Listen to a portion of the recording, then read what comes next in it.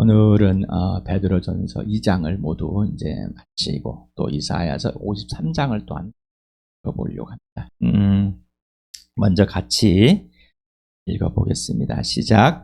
여러분은 진리에 순종함으로 영혼을 정결하게 하여서 끊임없이 서로 사랑하기에 이르렀으니 순결한 마음으로 서로 뜨겁게 사랑하십시오. 여러분은 다시 태어났습니다. 그것은 썩을 씨로 그렇게 된 것이 아니라 썩지 않을 씨 곧 살아계시고 영원하신 하나님 말씀으로 그렇게 되었습니다. 모든 육체는 풀과 같고 그 모든 영광은 풀의 꽃과 같다. 풀은 마르고 꽃은 떨어지되 주님의 말씀은 영원히 있다. 이것이 여러분에게 복음으로 전해진 말씀입니다. 그러므로 여러분은 모든 악의와 모든 기만과 이선과 시기와 온갖 비방하는 말을 버리십시오. 갓난아기들처럼 순수하고 신령한 젖을 그리워하십시오. 여러분은 그것을 먹고 자라서 구원에 이르려 합니다. 여러분은 주님의 인자하심을 맛보았습니다. 주님께 나오십시오. 그는 사람에게는 버림을 받으셨으나 하나님께는 택하심을 받은 살아있는 귀한 돌입니다. 살아있는 돌과 같은 존재로서 여러분도 집 짓는 데 사용되어 신령한 집이 됩니다. 그래서 여러분은 예수 그리스도로 말미암아 하나님께서 기쁘게 받으실 신령한 제사를 드리는 거룩한 제사장이 되십니다. 성경에 이런 말씀이 있습니다. 보아라, 내가 골라낸 귀한 모퉁이 돌 하나를 시온에 둔다. 그를 믿는 사람은 결코 부끄러움을 당하지 않을 것이다. 그러므로 이 돌을 믿는 사람들인 여러분에게는 귀한 것이지만 믿지 않는 사람들에게는 집 짓는 자들이 버렸으나 모퉁이의 머릿돌이 된 돌이요 또한 걸리는 돌과 넘어지게 하는 바위입니다. 그들이 걸려서 넘어지는 것은 말씀을 순종하지 않기 때문이며 또한 그렇게 되도록 정해놓으셨기 때문입니다. 그러나 여러분은 택하심을 받은 족속이요 왕과 같은 제사장들이요 거룩한 민족이요 하나님의 소유가 된 백성입니다. 그래서 여러분을 어둠에서 불러내어 자기의 놀라운 빛 가운데로 인도하신 분의 업적을 여러분이 선포하는 것입니다. 여러분이 전에는 하나님 백성이 아니었으나 지금은 하나님 백성이요 전에는 자비를 입지 못한 사람이었으나 지금은 자비를 입은 사람입니다. 사랑하는 여러분, 나는 나그네와 거류민 같은 여러분에게 권합니다. 영혼을 거슬러 싸우는 육체적 정욕을 멀리 하십시오. 여러분은 이방 사람 가운데서 행실을 바르게 하십시오. 그렇게 해야 그들은 여러분들을 악을 행하는 자라고 욕하다가도 여러분의 바른 행위를 보고 하나님께서 찾아오시는 날에 하나님께 영광을 돌릴 것입니다. 여러분은 인간이 세운 모든 제도에 주님을 위하여 복종하십시오. 주권자인 왕에게나 총독들에게나 그렇게 하십시오. 총독들은 악을 행하는 사람에게 벌을 주고 선을 행하는 사람에게 상을 주게 하려고 왕이 보낸 이들입니다. 선을 행함으로 어리석은 자들의 무지한 입을 막는 것이 하나님의 뜻입니다. 여러분은 자유인으로 사십시오. 그러나 그 자유를 악을 행하는 구실로 쓰지 말고 하나님의 종으로 사십시오. 모든 사람을 존중하며 믿음의 식구들을 사랑하며 하나님을 두려워하며 왕을 공경하십시오. 하인으로 있는 여러분 극히 두려운 마음으로 주인에게 복종하십시오. 선량하고 너그러운 주인에게만 아니라 까다로운 주인에게도 그리하십시오. 억울하게 고난을 당하더라도 하나님을 생각하면서 괴로움을 참으면 그것은 아름다운 일입니다. 죄를 짓고 매를 맞으면서 참으면 그것이 무슨 자랑이 되겠습니까? 그러나 선을 행하다가 고난을 당하면서 참으면 그것은 하나님께서 보시기에 아름다운 일입니다. 21절에서부터 25절 지난 수요일에 함께 보았던 내용이지만은 오늘 또 구체적으로 오늘 들어가 본다고 그랬습니다. 다시 한번 읽어봅시다. 시작. 바로 이것을 위하여 여러분은 부르심을 받았습니다. 그리스도께서는 여러분을 위하여 고난을 당하심으로써 여러분이 자기의 발자취를 따르게 하시려고 여러분에게 본을 남겨놓으셨습니다. 그는 죄를 지으신 일이 없고 그의 입에서 아무 거짓도 찾아볼 수 없었습니다. 그는 모욕을 당하셨으나 모욕으로 갚지 않으시고 고난을 당하셨으나 유업하지 않으시고 정의롭게 심판하신 이에게 다 맡기셨습니다. 그는 우리 죄를 자기의 몸에 몸소 지시고서 나무에 달리셨습니다. 그것은 우리가 죄에는 죽고 의에는 살게 하시려는 것이었습니다. 그가 매를 맞아 상함으로 여러분이 나음을 얻었습니다. 전에는 여러분은 길 잃은 양과 같았으나 이제는 여러분의 영혼의 목자이며 감독이신 그에게로 돌아왔습니다. 여러분 이사야서 53장을 지난 수요일에 꼭 읽어보십시오 라고 했는데 읽어보셨습니까? 들리십니까? 아니면 기쁘십니까? 성경을 설교를 해서 막 해석하고 또 중요하겠지만 예수를 믿는 사람은 성령께서 각자에게 또한 말씀들을 알려주십니다. 그래서 저에게만 의존하지 마시고 저는 여러분에게 또한 복음으로 예수 그리스도를 전하기 위해서 성령께서 이 베드로전서를 여러분과 함께 나누라고 해서 나눈 것이지 제가 뭔가를 알아서 나눈 건 아닙니다. 자, 오늘 이사야서를 한번 53장을 읽어봅시다. 시작. 우리가 들은 것을 누가 믿었느냐? 주님의 능력이 누구에게 나타나느냐?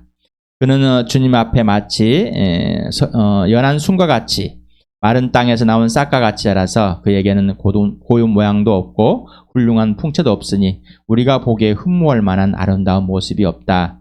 그는 사람들에게 멸시를 받고 버림을 받고 고통을 많이 겪었다. 그는 언제나 병을 앓고 있었다. 사람들이 그에게 얼굴을 돌렸고 그가 멸시를 받으니 우리도 덩달아 그를 귀하게 여기지 않았다. 그는 실로 우리가 받아야 할 고통을 대신 받고 우리가 겪어야 할 슬픔을 대신 겪었다. 그러나 우리는 그가 징벌을 받아서 하나님에게 맞으며 고난을 받는다고 생각하였다. 그러나 그가 찔린 것은 우리의 허물 때문이요. 그가 상처를 받은 것은 우리의 악함 때문이다. 그가 징계를 받음으로써 우리가 평화를 얻으리고 그가 매를 맞음으로써 우리의 병이 나았다. 우리는 모두 양처럼 길을 잃고 각기 제갈 길로 흩어졌으나 주님께서 우리 모두의 죄악을 그에게 지우셨다. 그는 굴욕을 당하고 고문을 당하셨으나 아무 말도 하지 않았다. 마치 도살장으로 끌려가는 어린 양처럼 마치 털 깎는 사람 앞에서 잠잠하는 암양처럼 끌려가기만 할 뿐 아무 말도 하지 않았다. 그가 체포되어 유죄 판결을 받았지만 그 세대 사람들 가운데서 어느 누가 그가 사람 사는 땅에서 격리된 것을 보고서 그것이 바로 형벌을 받아야 할 내 백성의 허물 때문이라고 생각하였느냐? 그는 폭력을 휘두르지 않았고 거짓말도 하지 않았지만 사람들은 그에게 악한 사람과 함께 묻힐 무덤을 주었고 죽어서 부자와 함께 들어가게 하였다. 주님께서 그를 상하게 하고자 하셨다. 주님께서 그를 병들게 하셨다. 그가 그의 영혼을 속건 제물로 여기면 그는 자손을 볼 것이며 오래오래 살 것이다. 주님께서 세우신 뜻을 그가 이루어 드릴 것이다. 고난을 당하고 난 뒤에 그는 생명의 빛을 보고 만족할 것이다. 나의 의로운 종이 자기의 지식으로 많은 사람을 의롭게 할 것이다. 그는 다른 사람들이 받아야 할 형벌을 자기가 짊어질 것이다. 그러므로 나는 그가 존귀한 자들과 함께 자기 몫을 차지하게 하며 강한 자들과 함께 전리품을 나누게 하겠다. 그는 죽는 데까지 자기의 영혼을 서슴없이 내맡기고 남들이 죄인처럼 여기는 것도 마다하지 않았다. 그는 많은 사람의 죄를 대신 짊어졌고 죄 지은 사람을 살리려고 중재에 나선 것이다. 이사야서 53장, 이 말은 예수님이 오시고 죽으시고 부활하시기 전까지는 참 막연한 말이에요. 정말 이렇게 될 수 있을까? 메시아가, 구원의 주가 이 땅에 오셨다면은 뭔가 능력이 있고 용맹이 있고 건강하고 강하고 위풍이 있고 이런 것을 좀 보여줄 건데 왜 이렇게 볼품도 없이 몸에는 병이 있고 찢어지고 철을 잃고 매를 막도 힘이 없는, 이해하고 싶지 않고 기대하고 싶지 않다, 받아들이고 싶지 않는. 그래서 예수님이 이스라엘 백성 찾아왔지만 그들은 그를 맞아주지 않았습니다 라고. 예수님이 죽으시고 부활하심으로 이사야서 53장 너무나 구체적으로 이루어진 사실을 보게 됩니다. 또 안티들은 그건 짜맞추기 아니냐. 짜맞추려면은 그렇게 짜맞추겠습니까? 내가 보고자 하는 대로 보고 믿고자 하는 대로 믿을 수밖에 없는 아주 악한 죄인들입니다. 한 사람들이 감히 오늘 이 시간에 들춰지길 바랍니다. 고난을 받았습니다. 파스코란 단어는 고난을 받다, 고통당하다, 고난당하다 이런 것, 직설법 과의 능동태를 써서 분명히 이루어진 사실. 예수 그리스도의 몸의 고난의 발자취를 따르게 됐다. 그래서 이 육신이 예수님이 하늘 보좌 버리고 편안하지 않는 곳에 찾아왔습니다. 그리고 불편함을 택하셨고 불편한 자리에, 불편한 곳에 죽기까지. 그래서 이 발자취라는 이 단어는 문자적 의미에서 모래 위나 눈을 밟을 때 자국을 남는 발자국을 말한다고 합니다. 자국. 그래서 해수욕장을 간다든가 눈이 왔을 때 발자국이 남는, 흔적을 남겨놓은 겁니다. 따르다라는 것은 뒤를 따라가다. 가정법 단순 과거 능동태에서 우리에게 강력한 따라간다면 따를 수 있도록 그런 표현을 한 것 같습니다.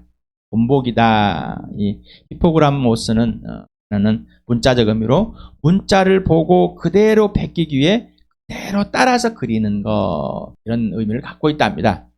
그래서 본보기 그대로 따라서 하는 것임을 남기다, 남겨 떠나다, 남겨두다. 그래서 예수 그리스도의 육체의 본을 따라가는 것은 세상의 기준인 선조의 본을 받는 것과 다릅니다. 우리는 선조들의 본을 받고 위인들의 본을 받고 뭐 이런 본을 받는 훈련들을 해왔습니다. 근데 그것과 다릅니다. 근데 예수를 믿고 그러한 흔적들을 찾고 그런 본을 뭔가 남겨진 걸 찾아보려고 합니다. 전통을 찾아보려고. 그런 기준과 다릅니다.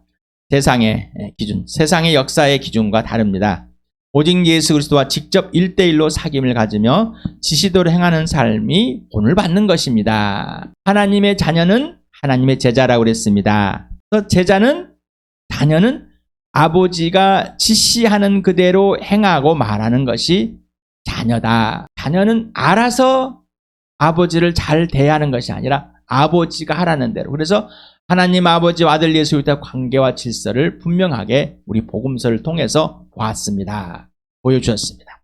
그럼에도 불구하고 왜 거기로 들어가서 거기에 집중하지 않고 자꾸 떠나려고 하는 것인지, 왜 종교로 자꾸 빠지는지, 왜 그렇게 또 가르치는지, 따라서 예수 그리스도의 흔적을 찾아서 이리저리 또는 그리고 모델을 찾아서 이것저것을 기웃거리지 마시길 바랍니다. 이 교회가 좋다, 저 프로그램이 좋다, 이런 것에 기웃지지 마시기 바랍니다.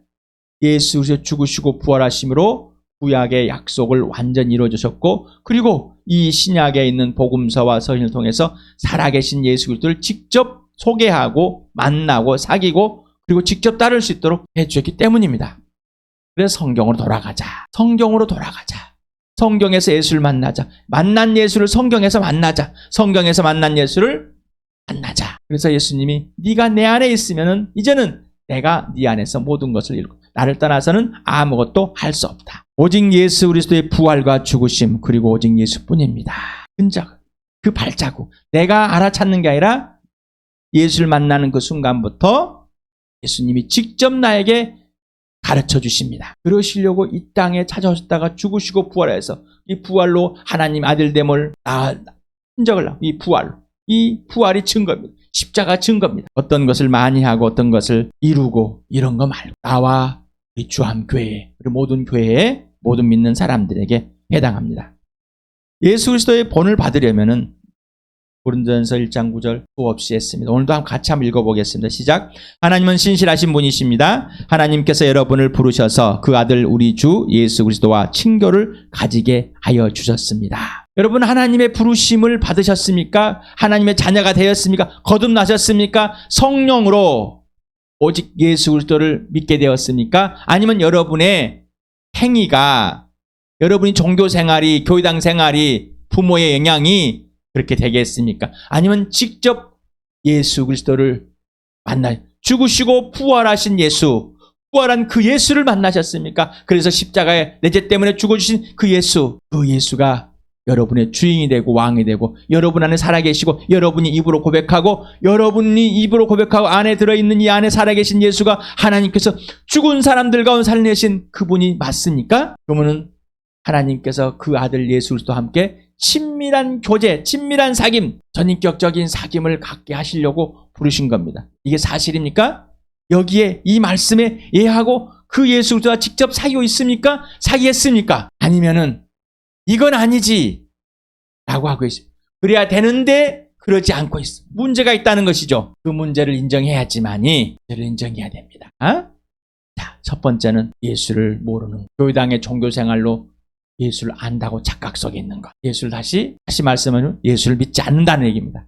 두 번째는 타생아가 된 것처럼 예수를 믿었는데 전혀 예수님 관계없이 살아왔다는 얘기죠. 침례를 받았기 때문에, 세례를 받았기 때문에, 학습세례를 받았기 때문에 이런 거 가지고 들고 오지 마시 바랍니다. 그 어떤 누구도 그러고다 끼어넣으면 안 됩니다. 내 대신 내 부모가 침례를 받았기 때문에, 세례를 받았기 때문에 들고 오지. 그러면 이 땅에 오셨다가 하늘 보자 버리고 오셨다 죽으시고 부활하신 예수는 아무런 효력이 없는 겁니다. 예수 그리스도에 먼지라도 묻히면 예수 그리스도는 효리. 예수님과 직접 사귀. 그래서 하나님 아버지를 알고 사귀게 돼. 성령이 예수 그리스도 안에서 있게 하십니다. 마태복음을 11장 29절과 7장 24절 같이 읽겠습니다. 시작. 나는 마음이 온유와 겸손하니 내 멍에를 메고 나한테 배워라. 그리하면 너희는 마음의 쉼을 얻을 것이다. 그러므로 내 말을 듣고 그대로 행하는 사람은 반석 위에다 자기 집을 지은 슬기로운 사람과 같다고 할 것이다. 예수님이 이 땅에 육신으로 살아 계실 때만 이게 해당됩니까? 아니면은 지금도 예수 살아 계셔서 예수를 믿는 사람에게는 해당됩니까? 그리고 예수를 믿지 않은 사람들이 예수께 돌아와서 이렇게 사는 것이 직접 해당되는 거예요. 예수님과 1대1로 사귀면서 예수님께 직접 배워서 한 걸음 한 걸음 해야지만이 예수님의 발자취를, 예수님의 육신의 고난을, 이 땅의 불편함을, 그리고 예수님이 지시하는 데 인도한 대로 듣고 행해야지만이 영원한 생명에서 영원한 것을 누릴 수 있는 겁니다. 그러지 않고서는 일상의 가치에 마귀에 금방 속아서 죽을 것 썩을 것을 찾아 헤매고 있고 거기에 빠져 있는 것. 예수님을 따라서 직접 아무것도 이득이 없이, 세상의 것이 아무 이득이 없이 그 불편한 자리 예수와 함께 죽으러 가는 겁니다. 그러나 부활을 경험하지 않고서는 할 수 없습니다. 그는 죄를 지으신 일이 없고 그의 입에서는 아무런 거짓도 찾아볼 수 없습니다. 그는 모욕을 당하셨으나 모욕으로 갚지 않으시고 고난을 당하셨으나 위협하지 않으시고 정의롭게 심판하시는 게 다 맡기셨습니다. 그는 우리 죄를 자기 몸에 몸소 지시고서 남에 달리셨습니다. 그것은 우리가 죄에는 죽고 의에는 살게 하시려는 것이었습니다. 그를 매질 맞아 상함으로 여러분이 나음을 얻었습니다. 전에는 여러분은 길 잃은 양과 같았으나 이제는 여러분의 영혼의 목자이며 감독이신 그에게로 돌아왔습니다. 자, 예수님이 누구신가? 죄가 1도 없으신 분이다. 거짓이 없다. 모욕을 당하는데 갚지 않으신다. 고난을 당하신데 위협하지 않으신다. 그래서 정의로 심판하신 아버지께 맡기신 분. 그리고 내 죄 때문에 몸소 내 죄를 짊어지시고 나무 위에 달려 죽으셔주고 그 이유는 우리의 죄를 죄에 죽고 의에 살게 하시는 것이다. 직접 매를 맞아서 상함으로 우리가 직접 모든 것이 고통이 모든 게 나음을 얻게 한 바로 우리의 목자가 되어주시고 감독이 되어주셨다.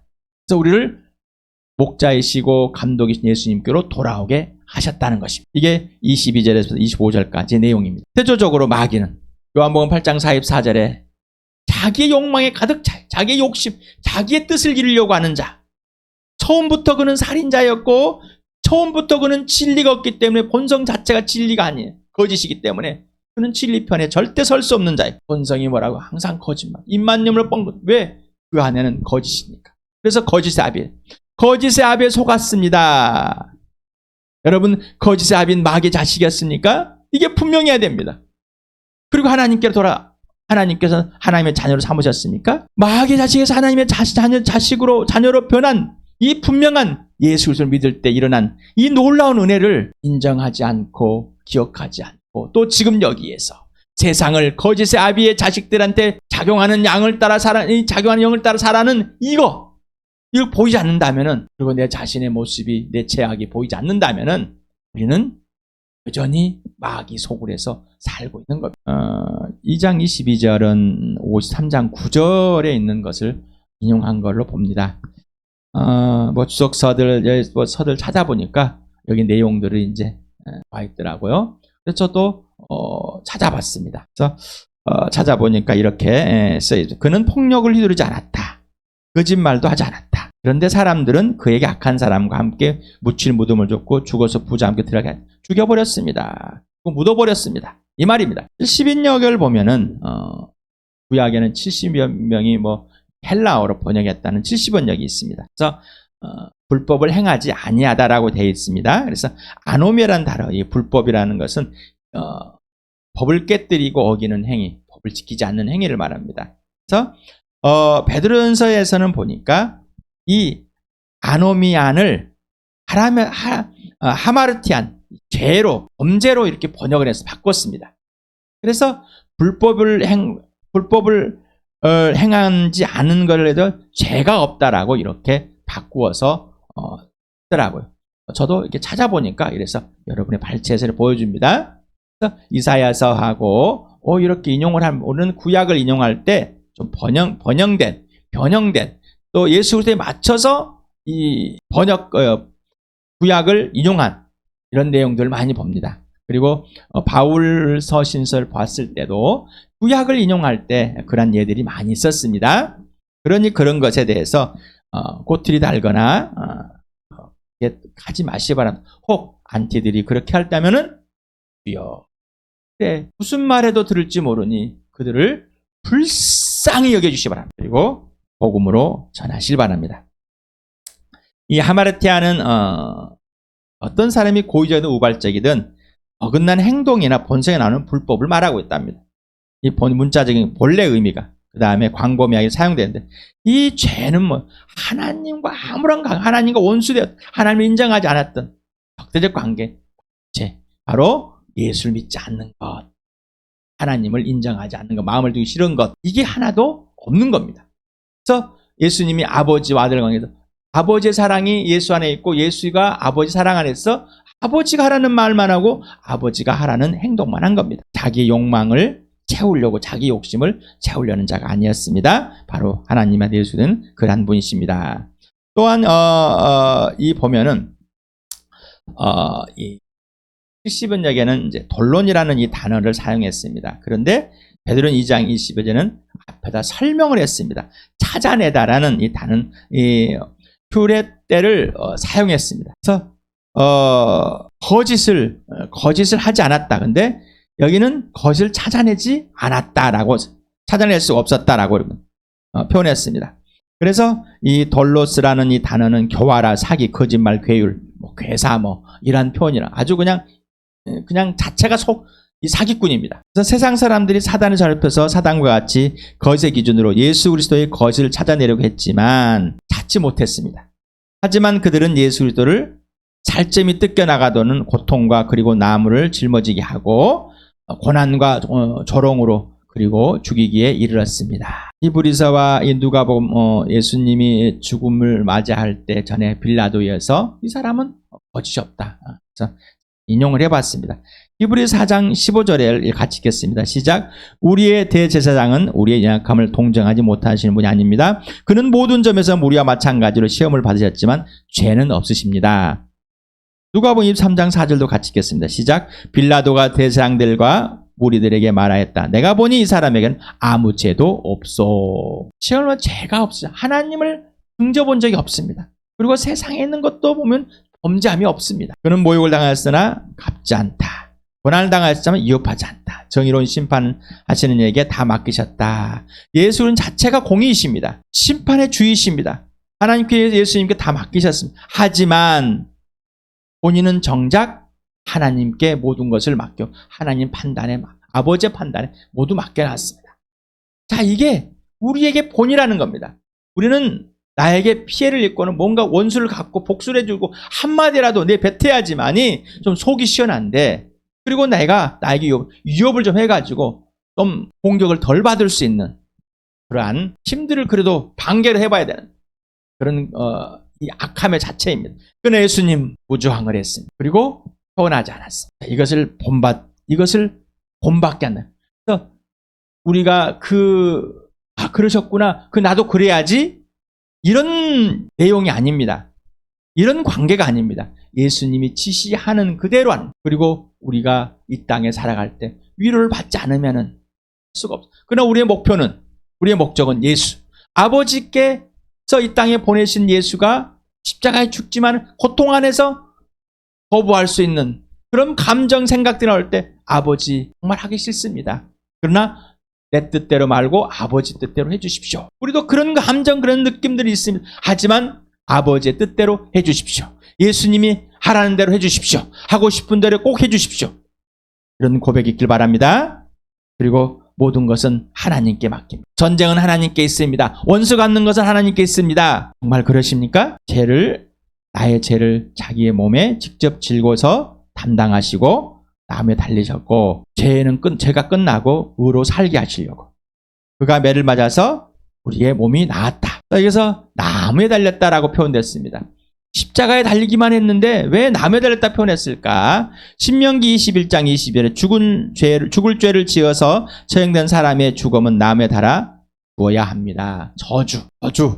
예수님이 내 대신 죄에 대해 저주를 받으시고 대신 죽어주셔야만 하는 거예요. 모욕을 당했습니다. 그러나 예수님은 반항하지 않으시고 또 나에게 그 죄를 덮어 씌우지 않으시고 자신이 직접 죄를 덮어 씌우셨습니다. 단순 과거 직설법을 썼습니다. 능동태를 썼습니다. 단번에 이루었다는 겁니다. 구약의 제사장들은 반복된 사람입니다. 그러나 예수님은 단번에 속죄 제물이 되시고 희생제물 단번에 끝나버리는 한 번에 끝내는 제물이 되시고 제사가 되었습니다. 그리고 그 어떤 것도 이제 예수에 붙여서 안 되고 예수님이 죽으심으로 내 죄가 끝남이 불충족하다거나 미완성된 게 아니라 완전히 충족되었고 완전한 완성이 되었습니다. 죄가 끝났습니다. 완전한 의가 되었습니다. 로마 4장 25절 같이 읽겠습니다. 시작. 예수는 우리의 범죄 때문에 죽임을 당하셨고 우리를 의롭게 하시려고 살아나셨습니다. 맞습니까?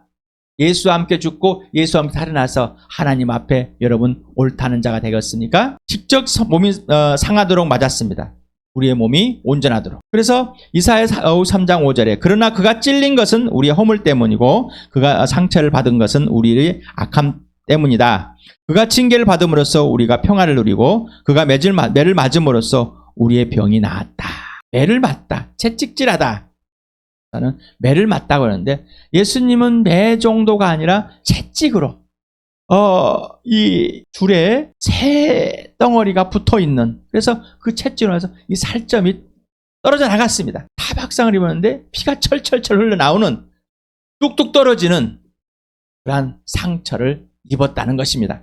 어디에다? 직접 몸에다가 이 몸에다. 그래서 세상의 제도에 그냥 자신을 맡겼습니다. 그러나 내 영과 혼과 이 모든 것은 아버지께 맡겨진 것입니다. 그러니 이 세상의 제도에 인정하고 맡기라는 것을 오해하지 마시라고 그랬습니다. 완전히 회복되었습니다. 단번에. 우리를 단번에 회복해 놓았습니다. 여러분, 길을 잃다. 여기에 단어가 속이다, 벗어나다라는 플라나오인데 현재 분사 수동태로 써서 비완료적인 상황을 언제 예수를 믿었을 때, 예수를 믿기 전에 이 말입니다. 예수를 믿기 전에 이런 표현을 이런 상황이었다. 그래서 주인이 없는 양같이 길을 잃어버린 양같이 헤매고 있는 나를 예수님이 목자이시고 감독 예수님이 나를 택하셔서 예수님께로 돌아오게 하셨습니다. 여러분, 예수님이 택하셔서 여러분을 예수님께 돌아오게 하셨습니까? 여러분이 예수님 택해서 여러분이 돌아왔습니까? 예수님이 택해서 여러분을 돌아오게 하실 때 여러분이 성령에서 예수를 믿고 돌아오게 된 것입니다. 예수 그리스도 함께 죽고 예수와 함께 살아난 영원한 부활. 오늘 설에 성령께서 여러분에게 놀라운 은혜를 보여줬습니다.